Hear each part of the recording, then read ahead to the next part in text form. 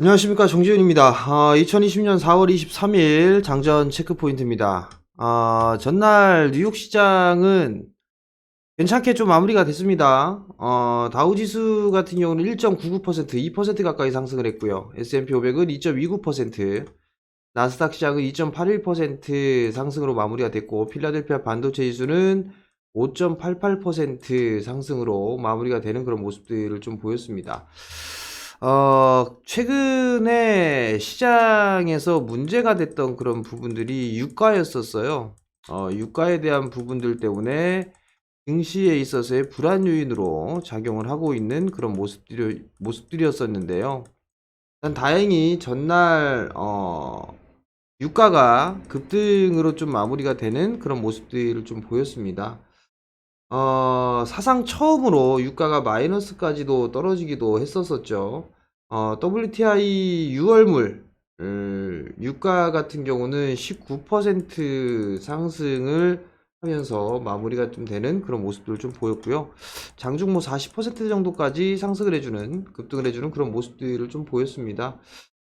최근 이 급락에 따른 저가 매수세가 유입이 됐던 그런 부분들도 이유가 좀 되고요. 그 다음에 트럼프 대통령이 해군에게 이란 고속정이 미국 선박에 위해를 가할 경우는 격침시키라 라는 그런 지시를 좀 했다고 합니다. 그러면서 유가가 상승을 해주는 그런 모습들을 좀 보였습니다. 어찌됐든 간에 시장에 불안 요인이 하나씩 사그라들면 다시 또 하나 생겨나가고 이런 모습들을 좀 보이면서 시장이, 뭐 견조하지도 않고 밀릴 듯 하면서 밀리지 않고 밀릴 듯 하면서 밀리지 않는 그런 모습들을 좀 보여주고 있어요. 결국, 증시에 대한 흐름들은 유가에 대한 상승, 이 부분들이 있어야지만 지수도 상승을 해줄 수가 있는 그런 상황들고요. 그다음에 반대로 원하는 원달러 환율은 강세를 좀 보여야지만 지수에 있어서는 좀 더 수월한 그런 흐름들이 좀 나올 수 있다라고 좀 보셔야 되지 않을까라고 좀 판단이 됩니다. 미국의 대부분의 업종군들이 상승을 해주는 그런 모습들을 좀 보였었어요. 그 중에서 IT 섹터가 좀 상당히 강한 그런 모습들을 좀 보였었는데요. 필라델피아 반도체 지수 같은 경우는 21선 지지를 해주고 난 이후에 전날 같은 경우는 5.88% 급등을 해주는 그런 모습들을 좀 보였었죠. 마이크로소프트가 3.4% 상승으로 마무리가 좀 되었었고요. 그리고 또 한 부분들을 보게 된다면 뭐 페이스북 같은 경우도 6.7%, 애플도 2.88%, 테슬라 같은 경우도 상승을 좀 하면서 급등으로 마무리가 되는 그런 모습들을 좀 보였습니다. 잠깐 좀 차트를 보면서 말씀을 좀 드려보도록 하겠는데요. 우선 해외 지수를 좀 보게 되면 나스닥 시장 같은 경우는 하락을 하고 난 이후에 618 되돌림자리 때까지 왔어요. 보통 기술적인 흐름상에서 21선, 61선과 121선이 데드크로스가 나왔을 때는 반등이 나와주는데 1차는 61선, 2차는 121선 정도까지 반등이 나와요. 근데 얼추 다 반등이 나와주는 그런 모습들을 좀 보였었고, 마디로 따져봐도 목표치가 도달을 하고 난 이후에 쉬어가는 그런 모습들이 나와주고 있거든요. 그러면 여기서 봐야 될 부분들은 과연 이 8600대, 이 8680포인트대를 넘어서는지의 여부를 체크를 해봐야 될 것 같아요. 그렇게 되면 하나, 둘, 세 개의 상승으로 볼 수가 있을 것 같은데 추이는 좀 더 지켜봐야 되지 않을까 싶어요. 618 되돌림 자리 때까지는 나왔어요. 나왔기 때문에 여기에서 다이렉트로 올라갈 수 있을까? 그 부분들은 사실 좀 물음표입니다. 왜냐면 지금부터 이제 올라가기 추가적인 상승을 하게 된다라면 문제가 될 수 있는 그런 부분들은 이제 밸류적인 측면에서의 문제가 좀 있어요. 고평가 영역에 좀 들어간다라는 얘기죠. 고평가 영역에 좀 들어가고 또 한 부분들은 코로나 이슈로 인해서 이 기업들의 이익이 감익이 될 수 있다라는 부분들이에요. 감익이 이루어지고 있고 현실적으로 그렇기 때문에 밸류는 높아질 수밖에 없다. 그러면 추가적인 상승은 부담 요인이지 않을까라고 좀 판단이 됩니다. 어찌됐든 간에 지수에 대한 부분들은 부담 요인으로 좀 작용할 것 같고요. 나스닥 시장은 그렇고 S&P 500 시장은 그래도 여전히 좀 추가적으로 움직일 수 있는 그런 부분들을 보여주고 있지만 마찬가지로 밸류에 따른 부담이 있는 그런 상황들입니다. 나스닥 시장이 좀 제일 강해요. 다우지수 같은 경우도 넘어가지는 못하고 있는 그런 상황이지만 나스닥 시장만 121선까지 갔다가 밀려 내려왔거든요. 필라델피아 반도체 지수 같은 경우를 보게 되면 마찬가지로 올랐다 빠졌어요. 그리고 난 이후에 21선 지지를 해주고 금일 급등을 해주는 그런 모습들을 보였는데 과연 이 필라델피아 반도체 지수가 추가적인 상승 시도가 나와주는지 그 부분들 좀 봐야 될 것 같아요. 나스닥 시장 지수하고는 비슷하게 흘러가죠. 618 되돌림 자리 때까지 넘어왔다가 밀려 내려오는 그런 모습들인데 필라델피아 반도체 지수가 추가적인 상승이 나오게 된다면 아무래도 나스닥 시장은 좀 더 견조한 그런 모습들이 나오지 않을까라고 좀 판단이 되니까 그 부분들은 좀 기억을 하시는 게 좋지 않을까라고 좀 판단이 됩니다. 자, 국내 시장으로 좀 돌아와서 보게 된다면 전날 외국인 쪽에 있어서의 양매도가 좀 나왔었어요. 수급적인 부분들을 좀 보게 된다면 외국인 쪽 같은 경우 거래소 쪽에 300억대 매도가 좀 나왔었고요. 기관 쪽은 3천억대, 여전히 개인 투자자들만 매수를 했었죠. 그렇지만 매도의 폭은 상당히 좀 줄어들었다라는 거. 코스닥 시장도 매도에 대한 규모가 좀 축소가 되는 그런 모습을 좀 보였었고, 선물 같은 경우는 외국인 쪽에서는 매도가 나왔어요. 그러니까 결국은 전날 같은 경우는 현선물 동반 매도가 나와주는 그런 모습들을 좀 보였다라고 좀 생각하시면 좋을 것 같고요. 여기서 이제 지수로 좀 보게 된다면 지수도 나스닥 시장은 좀 상당히 강했었어요. 하락폭의 61.8%를 되돌림을 해주는 그런 모습들을 나왔지만 한국 시장 같은 경우는 그렇게 나오진 않았어요. 코스피 시장 같은 경우는 추가적으로 보게 된다면 상승 마디로만 따져보게 된다면 이런 식으로 움직이게 된다면 얼추 61선 자리 때까지는 충분히 상승의 흐름들이 좀 나와줄 수는 있어요.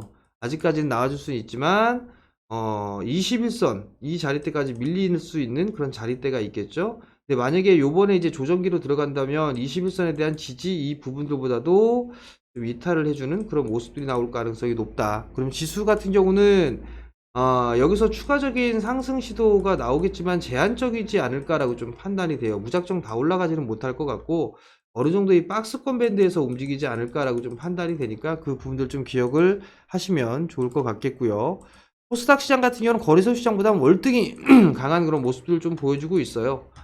거의 뭐 경고정권역까지 움직여주는 그런 모습들이 좀 나왔었고 상당히 뭐 종목별 흐름들이 좀 나와주고 있는 그런 상황들이기 때문에 코스닥 시장도 일단은 밸류적인 측면에서의 부담 요인은 분명히 있다라는 거, 그 부분도 좀 기억을 하셔야 되지 않을까라고 좀 판단이 됩니다.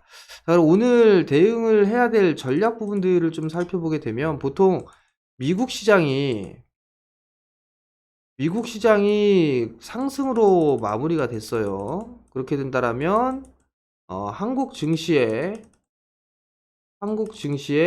시초가부터 반영이 되죠. 시초부터 반영이 되는 그런 모습들을 좀 보였었어요. 특히나 전날 같은 경우는 한국 증시가 개파락 출발을 했다가 상승으로 반전을 했어요.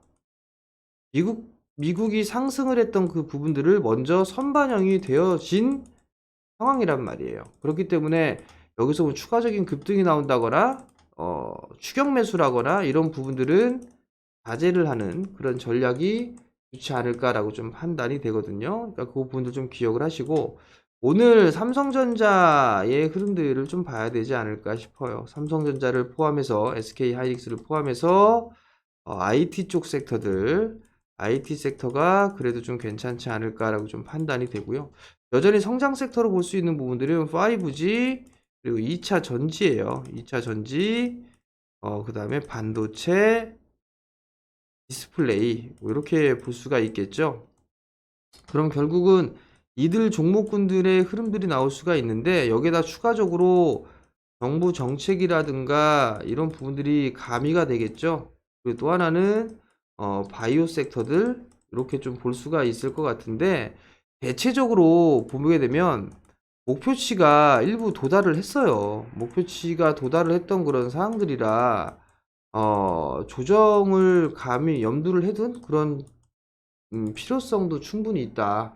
만약에 종목을 매수를 하게 된다라면 추가적인 상승이 나온다고 해도 되밀릴 가능성이 높아요. 그렇기 때문에 비중을 과도하게 싫지 말자. 만약에 비중을 생각을 안 한다라면 반드시 리스크 관리 자리대를 꼭 체크를 해서 대응을 하는 그런 전략이 좀 필요하다라는 거. 이 부분들은 여러분들께 좀 말씀을 드리고 싶으니까 그거 좀 참고를 하시고, 또 한 부분들은 단기로 접근을 했는지 중장기로 봤는지 이 부분들에 있어서 포지션을 결정을 하면 되지 않을까 싶어요. 단기로 하게 된다라면 뭐 비중으로 뭐 하는 것보다는 리스크 관리 때 대응으로 좀 볼 수가 있겠죠. 중장기 쪽으로 보게 되면 비중으로 조절을 해 나갈 수가 있을 거란 말이에요.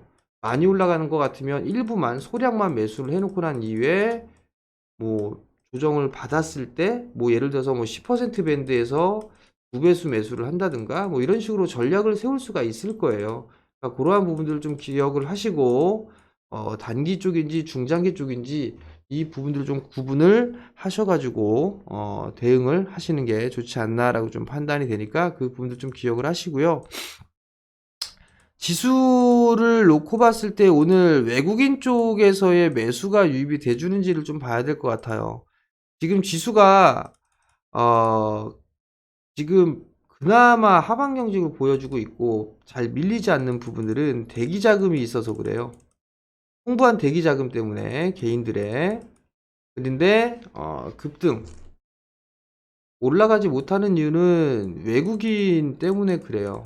자, 개인 투자자나 기관들 같은 경우는 방어적인 역할을 할 수밖에는 없어요. 외국인은 지수를 끌어올리는 그런 역할을 한단 말이죠. 그렇기 때문에 밀려 내려오게 된다라면 대기 자금이 매수가 유입이 되면서 조정을 조금 막아주는 그런 모습들을 보여주는데, 여기에서 탄력적으로 움직이기 위해서는 외국인 쪽에 있어서의 매수세가 유입이 돼야 된다라는 거, 그 부분들을 기억을 하셨으면 좋겠습니다. 여전히 선물과 현물 외국인들 매수 체크를 지속적으로 좀 해봐야 된다라는 거, 그리고 어닝 시즌이죠. 어닝 시즌인 그런 상황들이기 때문에 실적주들을 여전히 관심 있게 좀 봐야 된다라는 거. 다만 아마 2분기 실적도 좀 좋지는 않을 걸로 예상을 하고 있어요. 그렇기 때문에 아마 피크를 치는 게 2분기가 되지 않을까라고 좀 판단이 되니까 그 부분들 좀 기억을 하시고 종목별로 일단 대응을 해야 될 필요성, 그리고 지수보다는 종목에 좀 포인트를 맞추자. 포인트를 좀 맞추자, 이런 의견을 좀 드리도록 할게요. 종목의 흐름들을 봐야 된다라는 거. 그리고 주식 초보분들 같은 경우는 가급적이면 급등주들, 뭐 테마주들을 좀 볼 수가 있을 거예요.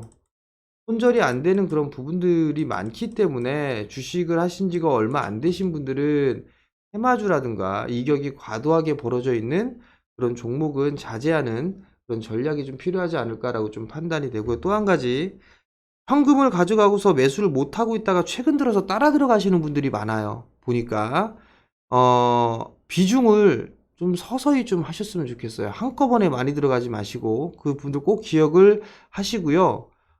소량씩만 욕심내지 말고 하자라는 말씀까지 좀 드릴 테니까 그 점 좀 참고를 하시고 오늘도 성공 투자하시고요. 저는 내일 장전시황에 다시 찾아뵙도록 하겠습니다. 성공 투자하십시오.